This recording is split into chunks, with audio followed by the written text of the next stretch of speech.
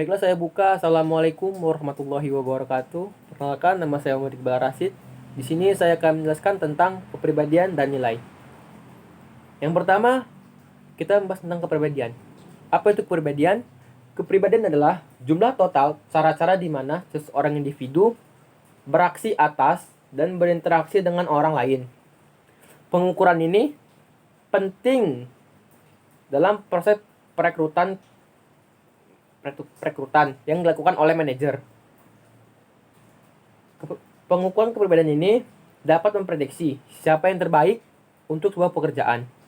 Selanjutnya, ada pembedaan kepribadian atau hereditas. Hereditas adalah faktor yang ditentukan saat konsepsi, biologis, fisik, dan pembentukan psikologi inheren. Penelitian membuktikan bahwa hereditas mempengaruhi sekitar 50% dari kesamaan kepribadian antar anggota. Selanjutnya, ada model kepribadian 5 besar atau Big Five model. Model kepribadian merupakan sebuah penelitian kepribadian yang mencakup 5 dimensi dasar. Yang pertama, ekstraversi. Dimensi ini menampilkan level kenyamanan di dalam hubungan. Yang kedua, keramahan. Dimensi ini merujuk pada kecenderungan seorang individu untuk memahami orang lain. Orang yang ramah, yang kooperatif, hangat, dan mempercayai. Orang yang berskor rendah, cenderung dingin, tidak ramah, dan antagonis. Selanjutnya, kehati-hatian. Dimensi ini merupakan sebuah ukuran rehabilitas. Orang yang sangat hati-hati, bertanggung jawab, teratur, dan dapat diandalkan, dan persisten. Selanjutnya ada stabilitas emosional. Apa itu? Yaitu orang yang memiliki stabilitas emosional tinggi, cenderung tenang, percaya diri, dan aman. Selanjutnya ada keterbukaan. Keterbukaan pada pengalaman. Dimensi ini mencakup minat dan ketertarikan atas inovasi.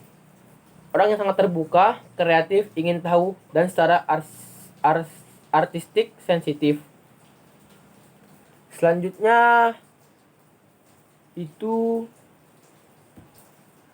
pengaruh faktor 5 besar kepribadian dalam memprediksi perilaku di tempat kerja. Yang pertama, ada stabilitas emosional. Dari kelima faktor besar dalam kepribadian faktor, yang paling mempengaruhi kepuasan hidup, kepuasan kerja, dan tingkat stres adalah stabilitas emosional. Seseorang yang memiliki tingkat stabilitas emosional yang tinggi memiliki emosi-emosi negatif yang lebih rendah dan lebih optimis. Selanjutnya ada ekstrovert. Ekstrovert adalah seseorang yang cenderung ekspresif, memiliki kepercayaan diri yang tinggi, dan mampu bersosialisasi. Sehingga mereka memiliki emosi-emosi positif dibandingkan orang-orang yang introvert. Selanjutnya ada terbuka pada pengalaman. Dalam hal kepemimpinan, dibutuhkan seorang pemimpin yang sangat terbuka pada pengalaman. Seorang terbuka terhadap pengalaman memiliki kreativitas yang lebih dalam berbagai hal. Selanjutnya, keramahan. Faktor keramahan juga memiliki pengaruh yang sangat besar terhadap perilaku pekerja di tempat kerja. Seorang pekerja yang ramah tentu saja akan punya banyak teman dan disukai oleh para pekerja lainnya. Selanjutnya ada kehati-hatian. Seseorang memiliki tingkat kehati-hatian yang tinggi, memiliki kinerja dan mampu memimpin dengan lebih baik. Hal itu disebabkan mereka yang memiliki kehati-hatian yang tinggi. Selanjutnya, dark trait. Faktor 5 besar dalam kepribadian merupakan faktor yang diinginkan dalam dunia sosial. Terdapat 3 faktor yang disebut dark trait, yaitu faktor-faktor yang tidak disukai dalam dunia sosial. Yang pertama ada Machiavellianisme, yaitu seseorang individu yang memiliki kepribadian Machiavellianisme cenderung menggunakan cara-cara yang kurang tepat demi mencapai hal yang diinginkan. Selanjutnya ada narsisme. Narsisme adalah suatu kepribadian seseorang di mana orang tersebut memiliki rasa keberlebihan akan pentingnya diri, ingin dikagumi secara lebih, dan cenderung angkuh. Selanjutnya ada psikopat. Psikopat dalam konteks perilaku organisasi didefinisikan sebagai perilaku kurang peduli terhadap orang lain dan kurangnya rasa bersalah atas perilaku yang membahayakan orang lain. Selanjutnya ada pendekatan atau penghindaran. Kerangka kerja pendekatan atau penghindaran menggunakan motivasi sebagai karakteristik kepribadian. Motivasi pendekatan dan penghindaran merupakan reaksi dari adanya rangsangan atau stimulus. Kerangka pendekatan dan penghindaran membantu memprediksi perilaku kerja dan mencakup berbagai motif kita saat bertindak. Selanjutnya ada sifat kepribadian lainnya yang relevan dengan perilaku organisasi. Terdapat 3 faktor yang kuat dalam kepribadian. Yang pertama ada evaluasi inti diri. Evaluasi inti diri adalah evaluasi individu terhadap kemampuan, kompetensi, nilai dan nilai mereka sebagai individu. Orang yang memiliki evaluasi diri positif memiliki kinerja yang lebih baik dibandingkan orang yang memiliki evaluasi negatif. Selanjutnya ada pengawasan diri. Pengawasan diri adalah kemampuan seseorang untuk menyesuaikan diri terhadap perilakunya. Selanjutnya ada kepribadian proaktif. Kepribadian proaktif adalah ketika seseorang mengidentifikasi peluang, mengambil inisiatif dan tindakan. Selanjutnya ada sifat kepribadian lainnya yang relevan dengan selanjutnya ada nilai. Nilai adalah menunjukkan alasan dasar bahwa cara pelaksanaan atau keadaan akhir tertentu lebih disukai secara pribadi atau sosial dibandingkan cara melaksanakan atau kehadiran akhir yang berlawanan. Nilai memuat elemen pertimbangan yang membawa ide-ide seseorang individu. Yang selanjutnya pentingnya nilai. Nilai penting terhadap penelitian perilaku organisasi karena menjadi dasar dasar pemahaman sikap dan motivasi individu. Secara umum, nilai mempengaruhi sikap dan perilaku. Misalnya, Anda memasuki sebuah perusahaan dan memiliki pandangan bahwa pengalokasian berdasarkan prestasi kerja adalah benar. Selanjutnya ada nilai terminal. Nilai terminal adalah hasil akhir yang diinginkan dari keberadaan sasaran yang ingin dicapai seseorang dalam hidupnya. Selanjutnya ada nilai instrumental. Nilai instrumental adalah mode perilaku yang lebih disukai atau alat untuk mencapai nilai terminal seseorang. Selanjutnya nilai-nilai pada generasi. Para peneliti telah mengintegrasikan beberapa analisis terbaru dari nilai-nilai kerja ke dalam kelompok atau generasi berbeda dalam angkatan kerja Amerika Serikat seperti yang ditampilkan pada tabel berikut. Generasi yang pertama lanjutan bayi dari tahun 1965 sampai 1985. Perkiraan umur sekarang pertengahan 40-an sampai pertengahan 60-an.